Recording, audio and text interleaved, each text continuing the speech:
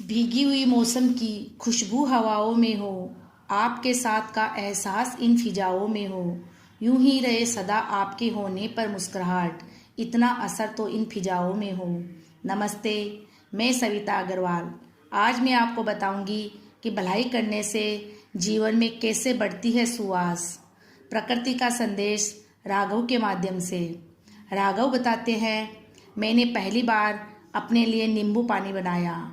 मैंने कम पानी में ज़्यादा नींबू का रस डाल दिया और फिर शक्कर डाल ली, लेकिन नींबू का रस ज़्यादा होने से वो स्वाद में बिल्कुल अच्छा नहीं था। तो उसे सही करने के लिए मैंने उसमें और पानी मिलाया, जिससे उसका स्वाद ठीक हो गया। पर फिर मुझे उसे दूसरों के साथ शेयर करना पड़ा। इस प्रसंग से हमें ये संदेश मिलता है कि जीवन में कई बार हमसे कुछ गलत आचरण, गलत डिसीजन, गलत शब्द, गलत काम हो जाते हैं। उससे हमको बहुत फील होता है। उसका उपाय यही है कि हम खुद को अच्छे कार्यों में बिजी कर दें।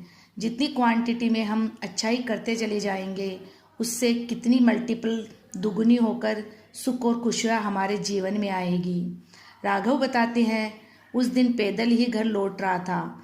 रास्ते में बिजली के खंभे पर एक पोस्टर लगा हुआ था।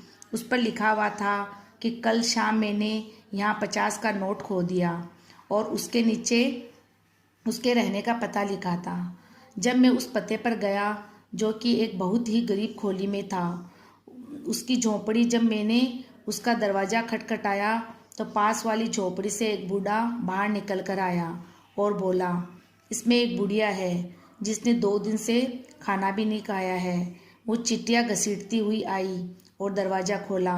बोली, तुम भी वही 50 का नोट देने आए हो क्या? मुझे नहीं रखना, क्योंकि मैंने वो खोया ही नहीं। सुबह से तुम 10वें आदमी हो जो मुझे ये कहने आए हो, और जाते हुए वो पोस्टर वहाँ से हटाते हुए जाना।